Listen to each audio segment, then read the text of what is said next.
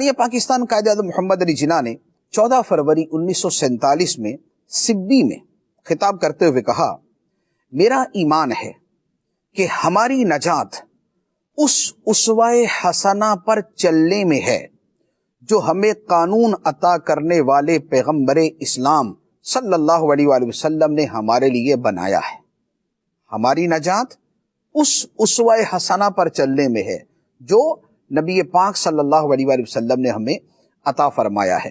اب یہ ساری چیزوں کو تھوڑا سا سمرائز کریں تو آپ کے سامنے آئے گا، پہلی بات، پاکستان بنا دو قومی نظریے کی بنیاد پہ، اور دو قومی نظریہ یہ ہے کہ مسلمان جدا ہیں اور مسلمانوں کے علاوہ اقوام جدا ہیں۔ اسلام ایک جدا گانا مذہب ہے اور اسلام کے علاوہ مذاہب جدا گانا ہے۔ پہلی بات، دو قومی نظریہ۔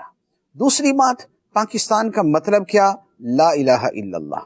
تیسری بات، پاکستان اسلام کی، اسلامی نظام حیات کی ایک لیبارٹری ہوگا۔ چوتھی بات، پاکستان کا جو قانون ہے وہ قرآن اور سنت پر مبنی ہوگا۔ پانچویں بات، ہماری نجات اسوہ حسنہ کی پیروی کرنے میں ہے۔ چھٹی بات، اسلام کا تعلق صرف فرد کے ساتھ نہیں بلکہ فرد اور ریاست دونوں کے ساتھ ہوگا۔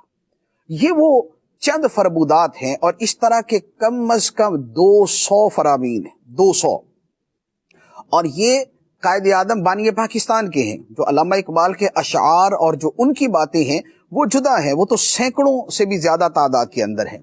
تو پاکستان کی جو بنیاد ہے وہ یہ ہے۔ اب آپ ذہن میں رکھیں کہ پاکستان کی ترقی اسی صورت میں ہے کہ جب اس کی بنیادوں پر کلہاڑا نہ چلایا جائے، اس کی جڑیں نہ کاٹی جائیں، اسے اسلام اور دین سے دور کرنے کی سازشیں نہ کی جائیں، بلکہ اس کی جڑ بنیاد میں جو اسلام اور لا الہ الا اللہ ہے اسے مزید ابھارا جائے، اسے مزید سامنے لایا جائے، قرآن اور سنت کو اس ریاست کے ساتھ جوڑا جائے اور اس ریاست کو قرآن و سنت کے تابع کیا جائے۔ ہمارے ہاں جو ترقی کے لیے سب سے پہلی چیز پیش کی جاتی ہے وہ اقوام مغرب کو بطور آئیڈیل اور نمونہ کے پیش کی جاتی ہے کہ جناب دیکھیں مغربی ممالک نے ترقی کی، دیکھیں فلاں ملک نے ترقی کی، دیکھیں فلاں ملک نے ترقی کی۔ یہ جو ترقی کے لیے مختلف معیارات سامنے رکھے جاتے ہیں اس کے بارے میں علامہ اقبال نے پہلے کہہ دیا کہ اپنی ملت پر قیاس اقوام مغرب سے نہ کر، اپنی ملت پر قیاس اقوام مغرب سے نہ کر، خاص ہے ترکیب میں قوم رسول ہاشمی۔ قوم رسول ہاشمی، یہ مسلمان امت، یہ اپنی ترکیب میں، یہ اپنے وجود میں، یہ اپنی بنیادی اجزاء کے اندر یہ مختلف ہے دیگر اقوام سے۔